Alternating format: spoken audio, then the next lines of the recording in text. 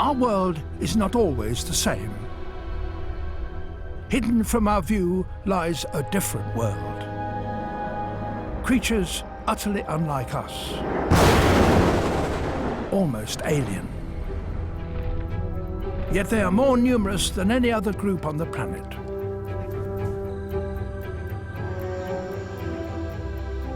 Welcome to the fascinating world of the arthropods. Spiders, scorpions, and insects. Today, we have new camera techniques that will allow us to reveal in greater detail than ever before their lives, the way they fight and feed and reproduce. This series uses specially developed 3D camera technology to study the micro-world in extraordinary detail, both on location and in specially constructed environments. We'll witness their births, the challenges they face, and the moments when their lives hang in the balance. And that may help us understand how it is that today, over 80% of all animal species on this planet are arthropods. In this series, we'll see the way they have evolved, from the comparative simplicity of the millipede to vast colonies that contain hundreds, even millions of individuals. We'll witness the most extraordinary transformations in the animal kingdom. We'll meet ants that farm, spiders that can cast their webs, and the bug that wears the bodies of its victims as a disguise. Welcome to a strange and dangerous world.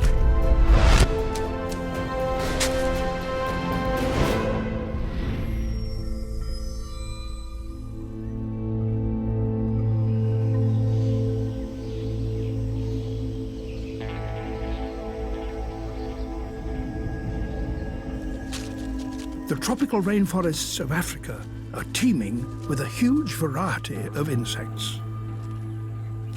And with so many bugs around, you might think that finding a mate would be easy, but you would be wrong. Courtship is often complex, protracted, fascinating, and for some, even brutal. This is a Goliath beetle, one of the biggest of all insects. And I know that he's a male because he's got these two horns on the front of his head with which he battles for females.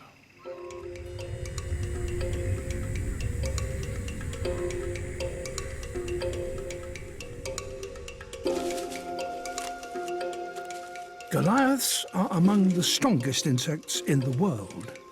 This male can lift 850 times his own body weight, the equivalent of you or me lifting 10 elephants.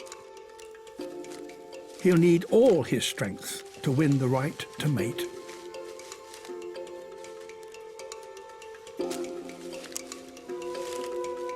The female has no horns. She doesn't need them. It's the males that do the fighting.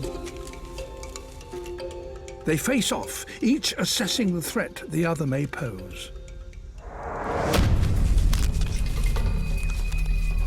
It's a savage battle, with each trying to hook his horn under the other's shell. If one of the males flips his opponent off the branch, he'll have the female to himself.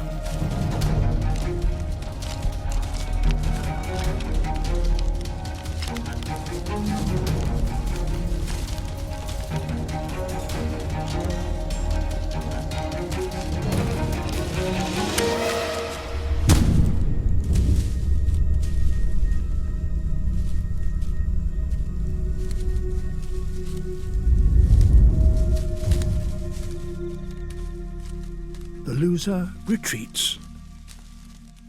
And with the duel over, the winner gets the mate.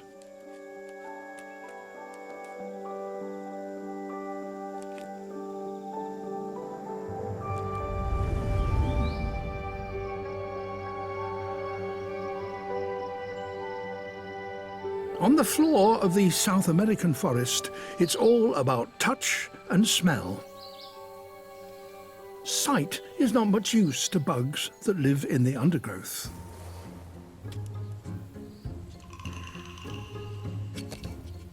this male Chilean rose tarantula is almost blind. He searches for a mate using smell, and when he's close enough, by touch. Right now, he's on the trail of a female, and he's come prepared. Before he set out, he wove a silk mat, deposited sperm on it, and then sucked his sperm into one of his palps, a finger-like appendage close to his mouth.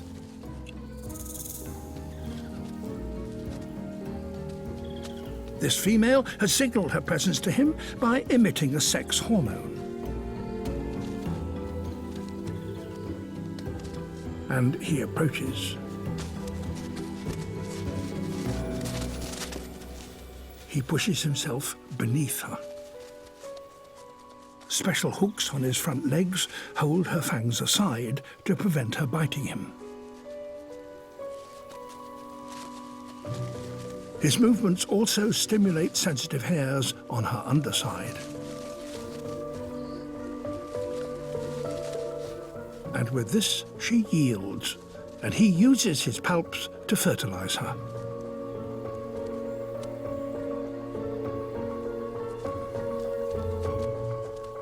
When she lays her eggs, the offspring will all be his.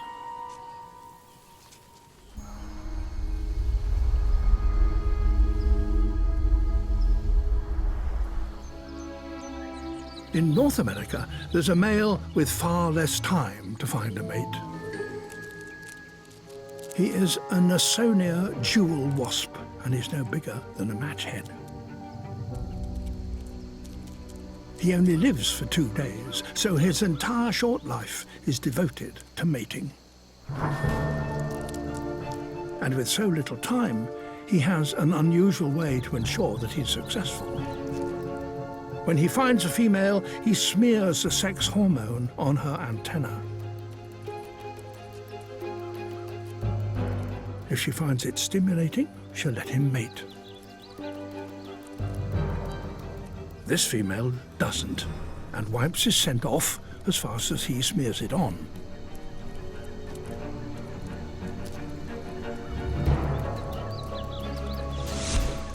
He has no time to waste and moves on to look for another female. Here's one.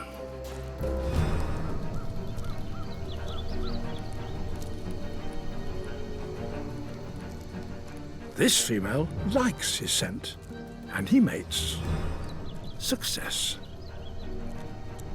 But to make sure that she doesn't mate with any others, he climbs back onto her and smears on more hormones. Now, other males will not find her receptive. And he will be almost certain to pass on his genes. At least some of the next generation will be his. In the African rainforest, a particularly dangerous bug has evolved a surprisingly balletic way to win his mate.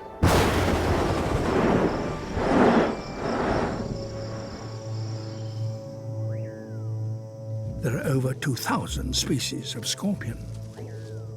And while only around 20 of them are dangerous to humans, all of them are deadly to other bugs.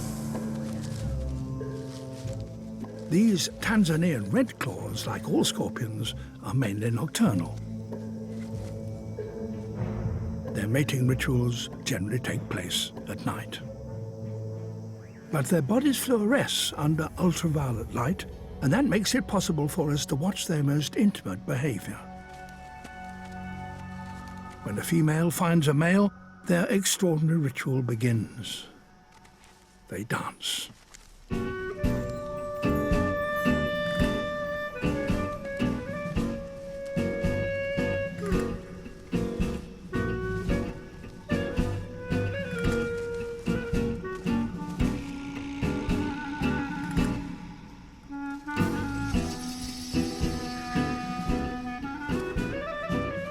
He arouses her by caressing her mouth parts.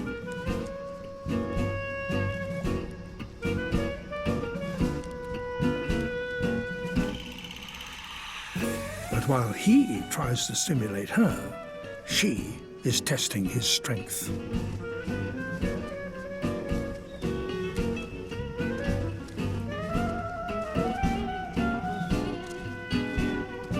She yields. Now he is leading her.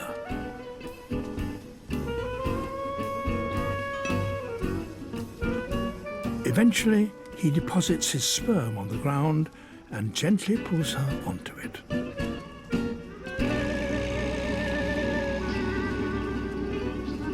He has proved his strength and agility, and she has ensured the best possible father for her young. But for other arthropods, courtship is an altogether more brutal affair. And for many males, it's a matter of life and death.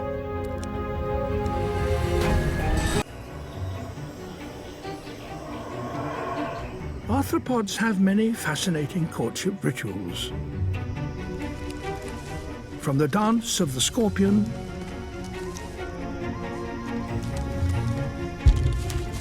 to the Goliath beetle's battle of strength, and the tarantula's intimate embrace. But for some creatures, courtship is more violent. And this happens in even the smallest worlds. This dish contains a complete colony of tramp ants. They're minute. Each individual is less than the size of a grain of sand. So to see them properly, we have to use huge magnifications.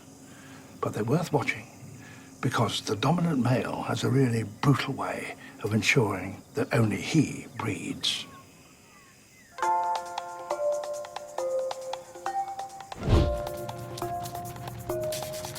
200 times magnification reveals the intimate workings of this tiny colony. A few hundred ants, all at work. The winged females are queens, and they're ready to mate.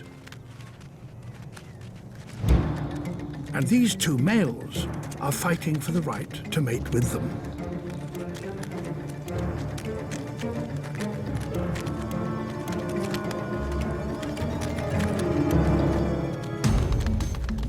The colony's current dominant male is the yellower of the two.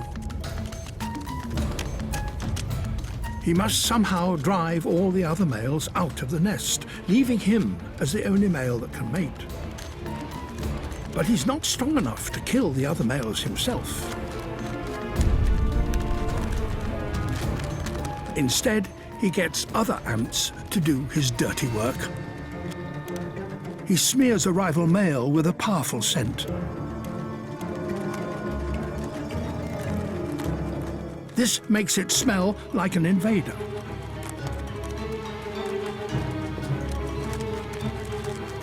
The colony's sterile worker ants attack it on the dominant male's behalf, slicing it in two.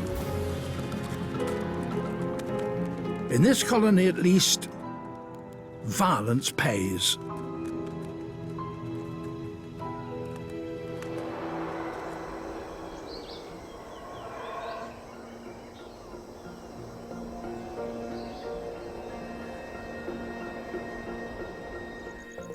On the forest floors of India, another insect is taking a much gentler but no less devious approach to securing a mate. These male tropical house crickets are chirruping by rubbing their wings together in the hope of attracting females. Their calls are so loud that the females can hear them from 20 meters away.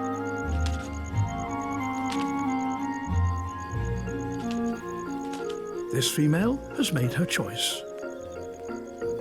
But the male has a trick to increase the chances of his sperm fertilizing her. He will give her a present. She sits on top of the male and tastes him with her antennae to make sure she hasn't mated with him already. He responds by producing a parcel of sperm wrapped in a rich syrup.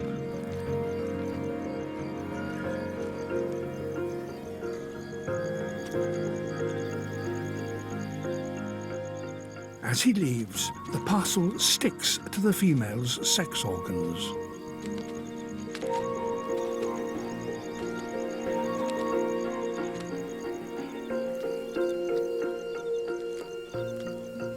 She eats the syrup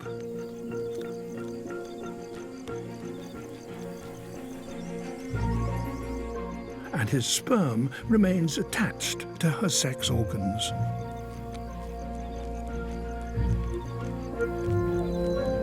This gift of food distracts the female as fertilization takes place and makes her far less likely to go off searching for another mate. The male's gift has ensured that he fathers her offspring. Throughout the tropics, one insect has come to symbolize the extremes that some animals will go to in order to mate.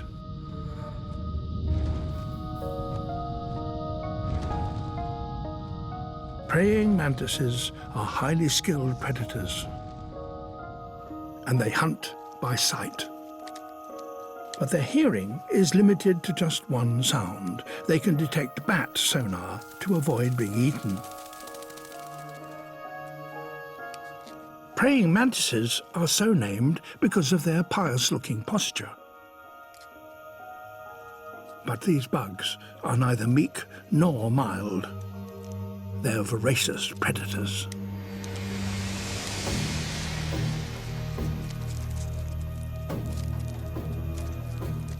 They'll mostly eat locusts and crickets, but have been known to eat creatures far larger than themselves.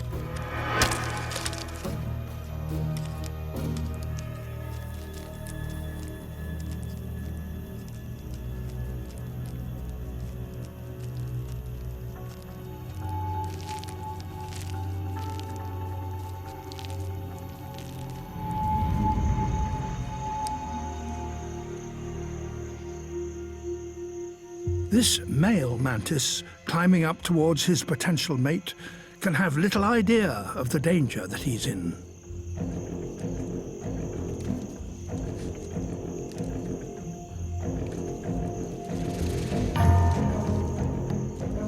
Perhaps put off by the unwelcome advances of the male, or simply driven by hunger, the female mantis begins to eat her suitor.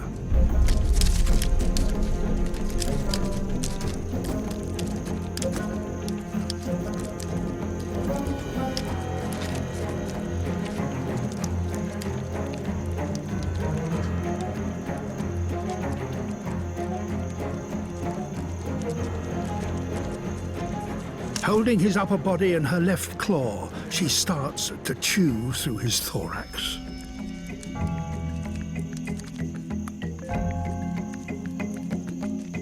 Until the two halves of his body are only held together by a thread of flesh.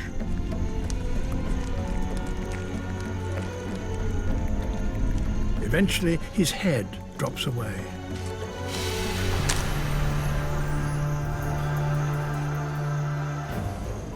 But remarkably, this male isn't entirely dead. He's begun to impregnate her.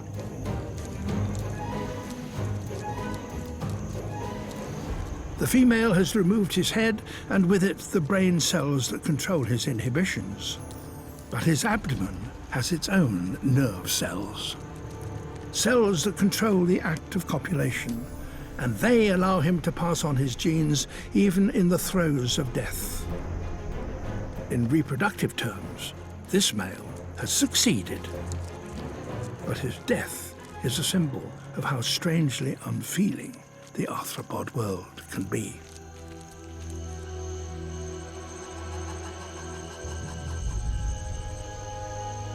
Every species of animal must reproduce. If it didn't, it would become extinct. Arthropods have developed many different ways of doing so, some fantastic, some violent, and their success has led them to becoming one of the most abundant forms of animals on this planet. Bugs will dance, fight, and even sacrifice their lives just to find a mate.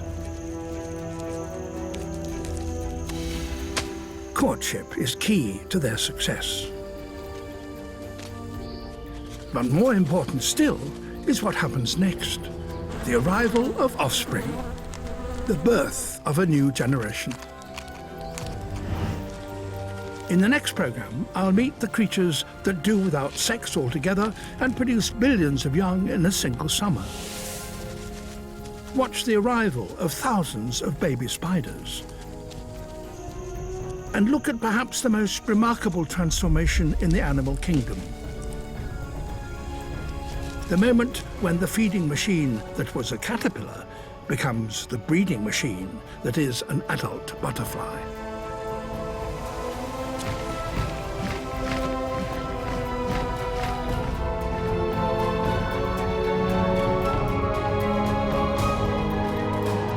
Who'd have thought cake decorating could be so competitive? Well, in our brand new series, Greatest Little Britons, we follow some of the nation's most dedicated perfectionists as they pull out all the stops in the hope of winning that all-important trophy. And it all begins tomorrow at 9 on Sky 1 HD with the Cake Decorators. Next, it's A League of Their Own.